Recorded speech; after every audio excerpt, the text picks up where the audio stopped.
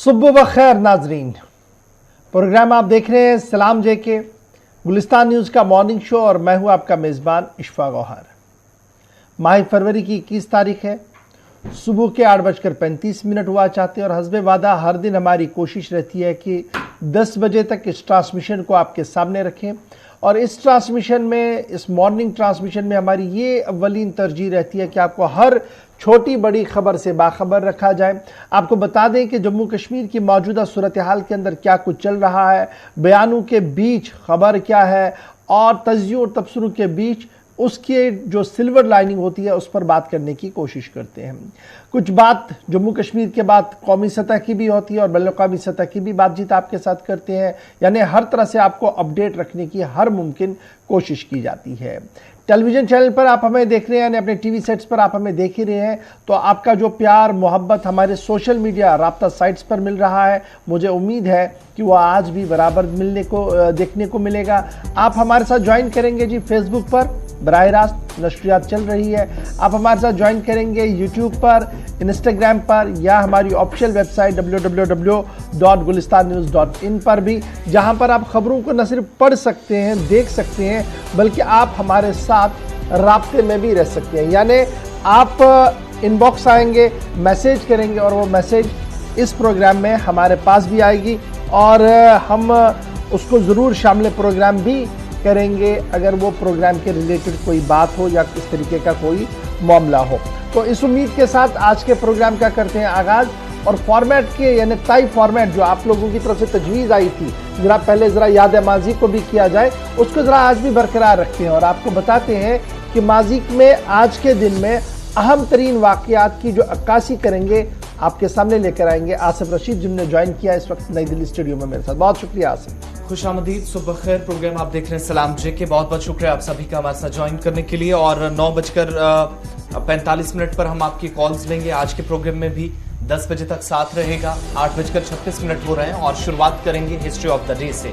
खास क्या है वो जरा आपको बताते हैं। आज का दिन इंतहाई अहम इस एतबार से भी है चूंकि आज ही का दिन था जब 1999 में यूनेस्को ने 21 फरवरी को मादरी जुबानों का आलमी दिन करार दिया था। तो आज इंटरनेशनल मदर डे भी मनाया जा रहा है, यानी मादरी जुबानों का आलमी दिन है। और हिंदुस्तान के अंदर भी बड़े पैमाने पर इस दिन पर तकरीबात होती हैं। 1948 में आज़ाद हिंदुस्तान के आईन का मसौदा सदर हिंद को आज ही के दिन पेश किया गया था।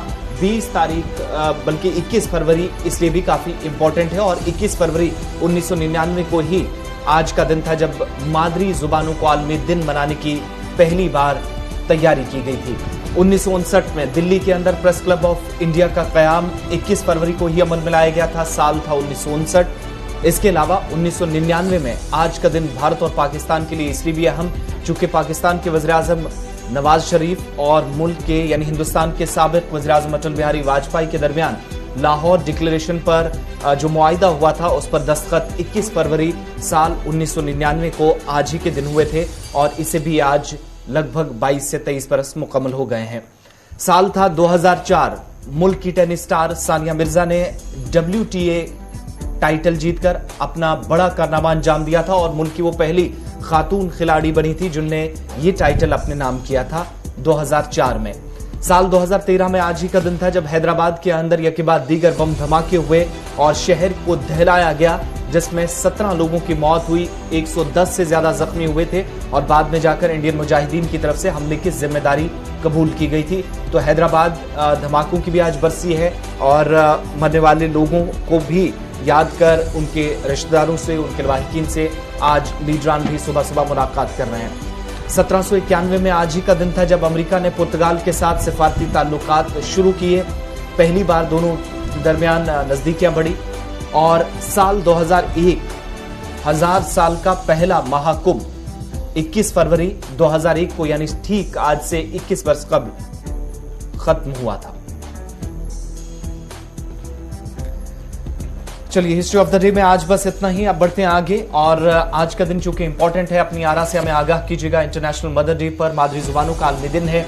जो लोग हमारे साथ सोशल मीडिया पर ज्वाइन किए हुए हैं वो जुबानों के हवाले से जरूर अपनी बात रखिएगा, क्या कुछ करने की जरूरत है और आप इस बारे में क्या सोचते हैं। और प्रोग्राम को लेकर अपना फीडबैक साथ साथ हमें देते रहिएगा। आगाज अब खबरों का करते हैं। इशफाक। आसिफ, जब हम खबरों के आगाज की ओर आते हैं तो आपने जब मदर डे की बात की, आलमी जुबान अपनी मादरी जुबान की बात कह रहे हैं, तो दोस्तों का ये भी लिखना है जी, हमारे व्यूअर्स का कह रहे कि जनाब सब तो ठीक था, कुछ दिन पहले यानी कुछ महीने पहले कश्मीरी में भी कुछ खबरें बताई जाती थी, बाद में उसको बंद किया गया। बिल्कुल जनाब ये बात सही है, इस प्रोग्राम में हमने वो शुरुआत की थी, कोशिश करेंगे इंशाल्लाह कि थोड़ा सा ब्रीफ आपको कश्मीरी में भी मिले इस प्रोग्राम के जरिए से इंशाल्लाह। मुस्तकबिल में ज़रूर आपने याद दिलाया, ज़रूर इस पर गुफ्तगू होगी। फिलहाल फीडबैक ज़रूर दीजिएगा, लेकिन फिलहाल खबरों के सफ़र को ज़रा आगे बढ़ाते हैं और बात ज़रा पहले करते हैं कि जम्मू कश्मीर के अंदर निज़ाम किस तरीके से चलता है और किस तरीके से सरकार के बड़े फैसलों को अमलाने की कोशिशें की जाती है, और अगर छोटी सी भी अड़चन आती है तो उस फाइल को वहीं का वहीं दरे के दरा छोड़ दिया जाता है और बड़े फैसले जिस पर काफ़ी पब्लिसिटी की जाती है वो फिर पाई तकमील तक पहुंचते ही नहीं है। जी हाँ नाजरीन, बात शुरुआत 20 जून 2019 की करते हैं, जब एडमिनिस्ट्रेटिव काउंसिल ने एक बड़ा फैसला लिया था उस वक्त के गवर्नर सत्यपाल मलिक साहब ने, और यह फैसला लिया था कि जम्मू कश्मीर के अंदर पावर सेक्टर को मजीद बेहतर बनाया जाएगा और बाज़ाब्ता तौर पर 48 megawatt lower Karnal hydro electric power project के हवाले से मंजूरी दे दी गई थी, डीपीआरस को बनाने की बात कही गई थी, रिटेंडरिंग के हवाले से बात कही गई थी और यह कहा दिया गया था कि पोटेंशियल जो हमारे पास है उसको टैप किया जाए और ज्यादा से ज्यादा फायदा मिले। याद रखिएगा, एडमिनिस्ट्रेटिव काउंसिल की मीटिंग 2019 जून 2020 की बात हम बता रहे हैं आपको, लेकिन अब आप समझ सकते हैं 19 भी चला गया, 20 का महीना, 20 का पूरा साल चला गया, 21 भी चला गया और 22 में हम आ गए, यानी कमोबेश 3 साल का वक्त इसमें हो गया और एडमिनिस्ट्रेटिव काउंसिल के फैसले की इंप्लीमेंटेशन के 2.5 साल के बाद भी अभी तक इस पावर प्रोजेक्ट पर काम ही शुरू नहीं हो पाया। रिटेंडरिंग कर दी थी, यानी पहले टेंडर दिया गया था, जिस कंपनी को दिया गया उसने मयार के मुताबिक काम नहीं किया और बाद में पता लगा कि जनाब वो तो बैंक करप्सी के अंदर फंस गई कंपनी, उसके पास पैसा ही नहीं है, तो उसका तमाम तब जो लवाजमात थी उसको पूरा करके उसको फारिग कर दिया कंपनी को। उसके बाद उसको रिटेंडर करना था क्योंकि डीपीआर बना था, थोड़ा सा काम हुआ था, उस काम को मजीद आगे बढ़ाना था, डिपार्टमेंट को इसमें रिटेंडर करना था, लेकिन 2.5 साल के वक्फे के दौरान पीडीसी ने अभी तक भी इस पर कोई बड़ा काम नहीं किया है। अब ये सोच रहे होंगे जनाब ये मामला कहाँ का है, तो याद रखिएगा हमारा सबसे ज्यादा पोटेंशियल जो टैप हो सकता है वो डोडा और किश्तवाड़ के अंदर हो सकता है, और ये पावर प्रोजेक्ट जिस पर 2.5 साल से रिटेंडरिंग का काम नहीं हुआ, ये भी डोडा का ही प्रोजेक्ट है। हाइड्रो इलेक्ट्रिक प्रोजेक्ट जो डोडा के अंदर थे, लोअर कलानी, इस पर काम होना था। रिटेंडरिंग के लिए अभी तक भी हुकूमत ने न कोई फैसला लिया और ना ही इंतजामिया कोई फैसला ले पा रही है कि कब इस पर काम शुरू होगा, कितनी मुद्दत के अंदर इसमें काम मुकम्मल किया जाएगा। लेकिन जब पहला डिसीजन आया था तो उस वक्त बड़े इश्तिहार जरूर चलाए गए थे, दिखाए गए थे अखबारों के अंदर, जिसमें कहा गया था कि जनाब एक संग मील हमने आज डाल दी है, एक फाउंडेशन स्टोन हमने डाल दी है इस अजीम मंसूबे की, जिससे न सिर्फ डोडा को फायदा मिलेगा बल्कि रियासत की इक्तिसादियात को भी कहीं ना कहीं फायदा मिल सकता है। अब जो हमारे पास इतलात है वो ये है कि पावर डेवलपमेंट डिपार्टमेंट फिलहाल इंप्लीमेंट जो एडमिनिस्ट्रेटिव काउंसिल का डिसीजन करना था कि रिटेंडरिंग करनी थी 48 मेगावाट पावर प्रोजेक्ट को, हाइड्रो पावर प्रोजेक्ट को डोडा के अंदर, उसमें 2.5 साल का वक्फा हुआ है, अभी तक वो नाकाम हुई है। एक पार्ट इस खबर का ये है। दूसरा पार्ट मैंने आपको पहले ही बताया कि जून का महीना था, 20 तारीख की 2019 में सत्यपाल मलिक साहब ने इसको रिटेंडरिंग के लिए अलाउ किया था, तो अब से लेकर इतना वक्त हो गया है। तीसरी बात इसमें यह भी जो हमें इतलात आ रही है वो ये भी आ रही है कि जनाब चूंकि अब पावर कॉरपोरेशन है तो कॉरपोरेशन का अभी भी मानना कि जनाब 5 से 6 महीने का वक्त लग सकता है, उसके बाद ही हम कोई बात बता पाएंगे। यानी रिटेंडरिंग का सिलसिला शायद अभी फाइलों तक ही महदूद है, इसमें आगे की कोई कहानी नहीं है, और वक्त जो टारगेट इसका था उस टारगेट लेवल से भी हम ऊपर चले जा रहे हैं। तो ये है जनाब हाईएस्ट लेवल पर जब डिसीजन लिया जाता है। यानी आज जो गवर्नर एलजी साहब हैं, उससे पहले एक एलजी साहब थे, उससे पहले गवर्नर साहब थे, तो ये जब गवर्नर हाउस के डिसीजन को भी इंप्लीमेंट करने में 2.5 से 3 साल का वक्त लगेगा, तो आम आदमी किस तरीके से एक्सपेक्ट करेगा कि उसके मसले का हल आनंद फानंद में हो, 24/7 हो, जब हाईएस्ट चेयर का डिसीजन ही इंप्लीमेंट इस तरीके से किया जाएगा। तो फिलहाल उम्मीद यह है कि इस पावर प्रोजेक्ट पर सरकार जरा ध्यान दे, और ये जो हाइड्रो पावर प्रोजेक्ट डोडा का है, जिसमें कमोबेश 2.5 साल का वक्फा हो गया है, रिटेंडरिंग करना अभी तक नहीं हुआ है, और जो हमारा पोटेंशियल है उसको टैप करने में हम मुकम्मल तौर पर नाकाम है अभी तक। इस बात को हमें मानना पड़ेगा, और एतराफ़ किया है सरकारी, अगरचे ऑन ईयर कोई बात नहीं कह रहा है, लेकिन ऑफ द ईयर जब वो बात करते हैं तो इस बात को कहीं ना कहीं मान ही लेते हैं। तो ये तो बात थी जनाब सरकार के फैसले की। अब आते हैं जी आगे, जरा एक और बात आपको बताएंगे, और बात बताएंगे आपको उस फैसले की जो इंतहाई अहम है। आपको याद होगा कि एक खबर हमने इसी प्रोग्राम में आपको बताई थी कि सरकारी रिकॉर्ड, रेवेन्यू रिकॉर्ड जम्मू के कई इलाकों का गायब है, यानी वहां का जो रेवेन्यू रिकॉर्ड है, चाहे लट्ठा है और दीगर कागजात है, वो मिसिंग थे। इसके बाद अलार्म बजाया गया था एडमिनिस्ट्रेशन की तरफ से, और उसका असर कल पूरे दिन हमने देखा। और असर है क्या कि 13 मकामात, कई मकामात पर छापामारी की गई है, कई लोगों की गिरफ्तारियां की गई है, और गिरफ्तार शुदगान के घरों से जहां नकदी बरामद की गई, वहीं पर कई अहम तरीन दस्तावेजात भी बरामद कर लिए गए हैं। और जम्मू के अंदर जहां पर सिविल और पुलिस इंतजामिया की तलवार लटकी है, और ये वो सभी लोग हैं जो लैंड माफिया हैं, जिनने गैर कानूनी कब्जा किया है, इन पर इल्जामात थे। और दूसरा बड़ा मामला जो प्रोग्राम के आगाज में हमने कहा कि साल 2021 में सितंबर और अक्टूबर के महीने में एक मामला सामने आया, जहां पर चौवादी और इसके आसपास के इलाकों में जिन लोगों के पास जमीन है उनके रेवेन्यू रिकॉर्ड सरकारी दफ्तर से गायब हैं। इस तरह की इतलात आई तो इंतजामिया के अंदर ही हड़कंप मच गया।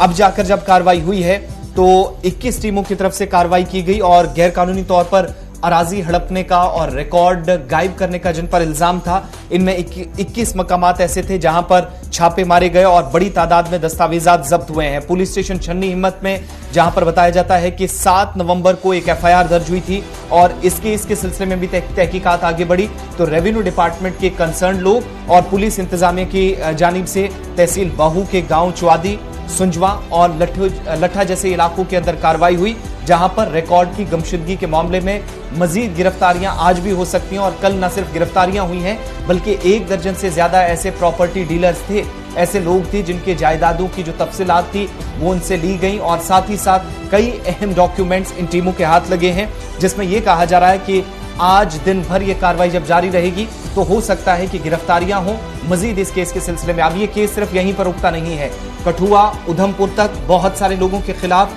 शिकायत ऐसी थी कि जहां पर लोग तो अपनी जगह, जिन लोगों के रिकॉर्ड्स थे वो तो अपनी जगह, लेकिन जो लोग डिपार्टमेंट के अंदर काम करने वाले थे, कुछ लोग अभी भी खिदमत अंजाम दे रहे हैं और कुछ लोग रिटायर्ड हो चुके हैं, उनके खिलाफ भी कार्रवाई चली है। और तकरीबन 7 से 8 ऐसे अफसरान के नाम सामने आए हैं जो महकमा माल में खिदमत अंजाम दे चुके हैं, सबकदोश हो चुके हैं, लेकिन कार्रवाई उनके खिलाफ भी, क्योंकि रिकॉर्ड गायब करने की शिकायत और इस मामले में हेराफेरी का इल्जाम उन सभी अफसरान पर था। और इतना ही नहीं, शिकायत आगे ये भी आई है कि डिपार्टमेंट के अंदर आज के वक्त में भी कुछ लोग काम कर रहे हैं जिन्होंने लैंड ग्रैबर्स को आसानी से डॉक्यूमेंट्स दे दिए और सरकारी जमीन पर कब्जा करने का उन्हें मौका दिया। यही वजह है कि लैंड माफिया के खिलाफ तलवार लटकी। रेड्स अलग अलग इलाकों के छन्नी, जानीपुर, संजय नगर से होते हुए सुंजवा, चौवादी और लट्ठा गांव तक गुज़श्ता रोज कार्रवाई हुई। और 21 मकामात के अलावा आज दिन भर यह भी बताया जा रहा है कि जम्मू के मुख्तलिफ इलाकों में सुबह सुबह तैयारी कर ली गई है, जहां पर छापेमारी आज दिन को भी पुलिस और सिविल इंतजामिया। अच्छा जी, कल ये रेवेन्यू डिपार्टमेंट और पुलिस की पहली कार्रवाई थी इस तरीके की, और FIR नंबर 182 2021 का जो रजिस्टर किया गया था छन्नी हिम्मत पुलिस स्टेशन के अंदर। और ये रजिस्टर कंप्लेंट करवाने वाले कौन थे जी? Sub divisional magistrate SDM south, जिन्होंने ये कहा था कि उनका लैंड रिकॉर्ड जो है जी वो गायब है। और इसमें उन्होंने ये खर्चा जाहिर किया था कि कुछ प्रॉपर्टी डीलर्स और कुछ रेवेन्यू के महकमे माल के जो जिम्मेदार हैं शायद वो इसमें मुलविस है, और पुलिस ने इसकी एक टीम बनाते हुए कार्रवाई की। और कल SSP जम्मू की सरबराही में कार्रवाई हुई है। अब जिन लोगों की गिरफ्तारी हुई है ये भी याद रखिएगा, 4 लोगों की कल गिरफ्तारी हुई है। पुलिस जरा जो हमें कंफर्म कर रहे हैं वो जो 4 लोग हैं जिनके बारे में ये कहा जा रहा है कि ये इन्वॉल्व है जी कई इंक्रोचमेंट्स में, लैंड इंक्रोचमेंट्स में और illegal cell purchase of land के अंदर, और उसके साथ साथ कुछ और मामला इन पर पहले ही दफात के तहत जो थे FIR थे। तो इसमें कौन कौन है? सिद्दीक पोसवाल, ये प्रॉपर्टी डीलर है जी, छन्नी हिम्मत का, गिरफ्तार हुआ है जी। मोहम्मद बशीर, ये रिटायर्ड तहसीलदार है, इनकी गिरफ्तारी जानीपुर से हुई है। धर्मपाल, ये रिटायर गिरदावर है, इनकी गिरफ्तारी हुई है। गुलाम रसूल रिटायर गिरदावर है, इनकी भी गिरफ्तारी जो है वो सुंजवा से हुई है। इसके अलावा जो ये 4 लोग हमने आपके सामने नाम बताए, इसके अलावा जो दीगर लोग जिनके साथ पूछताछ हुई है, जिनके घरों में रेड डाली गई और जिनकी गिरफ्तारी मुतवक्का है, उनमें रविंदर गुप्ता, इनका नाम सामने आ रहा है जी ग्रेटर क्लास से। मोहम्मद सिद्दीक, इनका नाम सामने आ रहा है। यासीन चौधरी, इनका नाम सामने आ रहा है। और उसके साथ फरहान अली और शबीर अहमद और कुछ और लोग जो हैं जी रजौरी के, जिनके नाम जो है वो सामने आ रहे हैं। और अब पुलिस का ये मानना है कि जनाब इसको बड़े पैमाने पर तो तहकीकात हमने की है, लेकिन रेवेन्यू महकमे ने भी अपने तरीके से बड़ी मदद जो पुलिस की है, उसके बाद ही ये कार्रवाई हुई है। जब ये कार्रवाई कल चल रही थी तो पहले तो क्लियर नहीं पोजीशन हो रही थी, लेकिन बाद दोपहर जब मामला क्लियर हुए तो सोशल मीडिया पर पुलिस की पीठ थपथपाई गई, रेवेन्यू डिपार्टमेंट की पीठ थपथपाई गई और कहा गया कि ऐसी कार्रवाइयां जो एंटायर जम्मू कश्मीर के अंदर होनी चाहिए। और ये जो नेक्सस है चंद लोगों का जमीन माफिया के हवाले से और दीगर लोगों का, उस पर मुकम्मल तौर पर गिरफ्त होनी चाहिए और इस तरीके की कार्रवाइयां मुस्तकबिल में भी होनी चाहिए। यानी एसएसपी जम्मू की कार्रवाई को कल लगभग 80 से 85% लोगों ने सराहा है, लेकिन कुछ लोग इसे पॉलिटिकल रंग भी देने में लगे थे, जो कल सोशल मीडिया पर हम पूरे दिन देखते रहे। लेकिन उम्मीद करें कि आज भी यह कार्रवाई जारी रहेगी, आज भी कहीं गिरफ्तारियां मुतवक्का है, इंतजार कीजिएगा। दिन में हम आपको जरूर इस सिलसिले में पूरा अपडेट करेंगे। बढ़ते हैं जी आगे। अब जब जम्मू की बात चल रही है तो जम्मू के अंदर रात देर गए हंगामा भी देखने को मिला, और यह हंगामा देखने को मिला राजभवन की दहलीज पर। लोगों का एहतिजाज है कि इंतजामिया जानबूझकर उन्हें मुश्किलात और मुसीबत के अंदर डाल रही है। राजभवन जम्मू के बाहर एहतिजाजी मुजाहिरा हुआ और इस बीच पुलिस को मुदाखलत करनी पड़ी। मुजाहिरीन को हटाने के लिए लाठीचार्ज पुलिस की तरफ से किया गया और कई लोग इस बीच हिरासत में लिए गए हैं। जो हमारे पास इतलात हैं उसके मुताबिक पुलिस की तरफ से जब इस इलाके के अंदर कार्रवाई की जा रही थी तो काफी ज्यादा हंगामा भी हुआ और इन सब के बीच में एहतिजाजियों ने पीछे हटने से जब मना किया तो इसके बाद पुलिस ने कुछ गिरफ्तारियां की।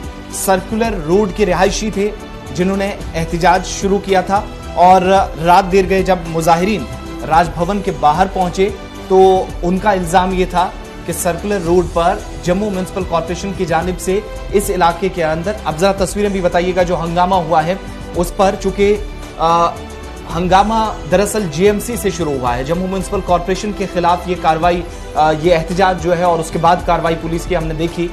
जम्मू म्युनिसिपल कॉर्पोरेशन पर इल्जाम है कि मेयर या जो वार्ड मेंबरान हैं और दीगर जिम्मेदारान के नोटिस पर लाने के बावजूद भी जो गंदगी का या कचरे का अंबार है वो सर्कुलर रोड पर एक रिहायशी इलाके के अंदर लगाया जा रहा है, जिसकी वजह से न सिर्फ पूरे इलाके के अंदर बदबू है, कई महीनों से यहां पर बीमारियां फूट पड़ी हैं और इस इलाके के अंदर जो मजहबी मकामात हैं वहां पर भी लोगों ने जाना बंद कर दिया है। गुस्सा काफी ज्यादा था, जिसके बाद पुलिस के साथ तू मैं हुई और ये राजभवन के बाहर की तस्वीरें पुलिस ने पहले समझाने की कोशिश की लेकिन बात नहीं बनी, जिसके बाद लाठीचार्ज हुआ, कई लोग हिरासत में लिए गए पुलिस की तरफ से और यहां तक कि इसके बाद पुलिस की तरफ से जो सहाफी थे उनको भी कवरेज से रोका गया, ये कहकर कि ये सिक्योरिटी जोन है, यहां पर कवरेज नहीं की जा सकती। और हंगामा इस कदर बरपा था कि तकरीबन 3 से 3:30 बजे तक इलाके के अंदर सिक्योरिटी काफी सख्त करनी पड़ी। सर्कुलर रोड के रिहायशियों की मांग है कि डंपिंग यार्ड जिसे उनके इलाके के अंदर बनाया गया है उसको हटाया जाए और फौरी तौर पर इन लोगों की मांग जो पिछले 6 से 7 महीनों से है वो अब कम से कम मानी जानी चाहिए। एक बात बोलूं ना, एक बात बोलूं, मैं छोटी सी बात बोल रहा हूं तो एडमिनिस्ट्रेशन के डिग्निटी सर, वोटिंग तो सर 2 मिनट वोटिंग तो हम करते हैं सर। मैं आपको जब वोट ले रहे हो हिंदुस्तान में तो लेकर जो है ये भूख हड़ताल पर बैठे थे लेकिन मानने के लिए तैयार नहीं।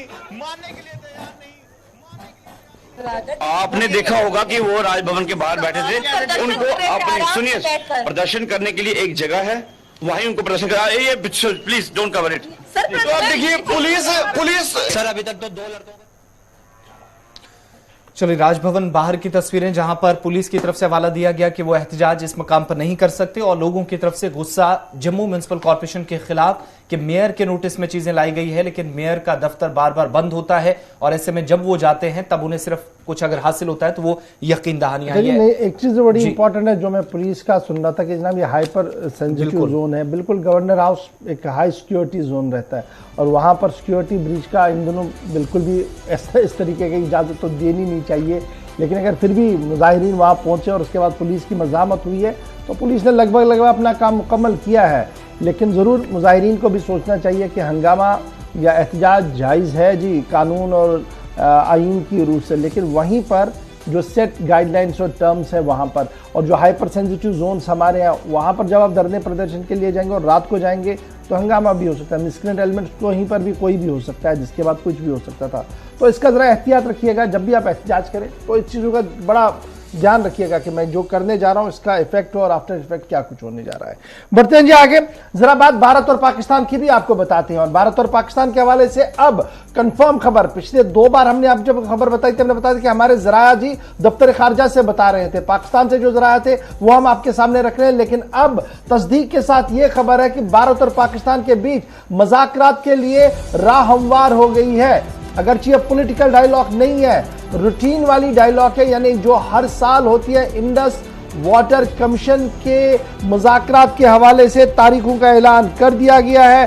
दोनों तरफ से मंदूबीन कौन होंगे उसकी भी फहरिस्त सामने आई है और यह साफ कर दिया गया है कि जनाब 28 फरवरी को दिल्ली से वागा के जरिए से पाकिस्तान के लिए रवाना होगा कमीशन, और पहली बार इस कमीशन के अंदर खवातीन अफसर भी शामिल होंगी। ये पहला मौका होगा जब खवातीन अफसर भी इस डेलीगेशन का हिस्सा होंगी। 28 फरवरी को ये वाघ अटारी से पाकिस्तान की ओर रवाना होंगे और 4 तारीख को ये वापस आएंगे। 10 अरकान पर मुश्तमिल भारतीय वफ़द पाकिस्तान का दौरा करने जा रहा है और जो मुकम्मल तौर पर इंडस वाटर कमीशन है उसकी 1 मार्च से 3 मार्च के दरमियान मुज़ाकरात होने हैं, मीटिंग्स होनी है पाकिस्तान के अंदर और जल शक्ति महकमे के जिम्मेदारों की तरफ से और दफ्तर खारजा जो है उनकी तरफ से इस बात की तस्दीक जो है वो कर दी गई है। एनुअल सालाना मीटिंग होती है परमानेंट कमीशन जो है इंडस वाटर कमीशन उनकी, और लास्ट टाइम आपको याद होगा कि मीटिंग्स किस तरीके से हुई है, किन मुद्दों पर हुई। तो फिलहाल भारत इस्लामाबाद और पाकिस्तान इस्लामाबाद के अंदर ये मीटिंग का सिलसिला जो है वो शुरू हो गया है और बाज़ाब्ता तौर पर दोनों जो ऑफिशियल्स हैं उन्होंने अपनी लिस्टें जो है वो सौंप दी है। प्रदीप कुमार सक्सेना इंडस वाटर कमीशन बराए Indus water commission for Indus water जो है वो इसकी सरबराही यहाँ से करेंगे और इस कमीशन के अंदर ख्वातीन अफसर भी इस बार शामिल होंगे, जबकि पाकिस्तान की तरफ से सईद महर अली शाह जो Pakistani commission for Indus water है वो इसकी शिरकत वो सरबराही करेंगे। लगातार वही पिछले 2-3 बार जब आपने नाम सुना होगा तो इन्हीं का सुना होगा। एजेंडा के अंदर क्या कुछ है ये बड़ा दिलचस्प है। पाकिस्तान की तरफ से एतराज़ किया गया है जी कई पावर प्रोजेक्टों का, जो पावर प्रोजेक्ट डोडा और किश्तवाड़ के अंदर ज़ेर तामीर है और भारत सरकार की तरफ से लगातार उसकी वजाहत दे दी गई है साबिका मीटिंग्स के अंदर भी, और इस बार भी जो सवाल पिछली बार उठाए गए थे उनका तहरीरी जवाब भारत की तरफ से पहले भी सौंप दिया गया था, अब भी है। और ये जो पावर प्रोजेक्ट जिन पर एतराज़ है वो है पकुलडुल 1000 मेगावाट का, लवर कियानी जो हमने अभी आपको बताया कि इस पर रिटेंडरिंग होनी है 48 मेगावाट का, इस पर भी है। कीरू 64 मेगावाट जो चिनाब बेस पर बना हुआ है जम्मू कश्मीर के अंदर, ये छोटे छोटे पावर प्रोजेक्ट्स हैं जी, इनको लेकर जो है वो मामला तय नहीं हो पा रहा है। पाकिस्तान लगातार जो है वो एतराज़ उठा रहा है। इसके साथ साथ ये भी माना जा रहा है कि इंडस वाटर कमीशन जो दोनों मुल्कों के दरमियान 1960 में दस्तखत हुई थी उसके तहत पानी की तकसीम कारी के मामले को लेकर पाकिस्तान को कुछ और एतराज़ात हैं जिसके लिए थोड़ा सा इंतज़ार करना होगा। जब ये मीटिंग होगी उस दिन वो एतराज़ भी सामने आएंगे, लेकिन पाकिस्तानी ज़राया के मुताबिक कुछ और एतराज़ भी हैं इस बार। जो डैम बनाने का सिलसिला है, पानी को रोकने का सिलसिला है, उस पर काफ़ी एतराज़ पाकिस्तान को है, लेकिन भारत अपनी मौक़िफ़ को पहले ही आलमी बैंक के सामने भी पेश कर चुका है। जब ये मामला उनके पास भी सालसी के लिए गया था तो वहाँ पर भी ग्रीन सिग्नल जो है वो भारत को पहले ही मिल चुकी है।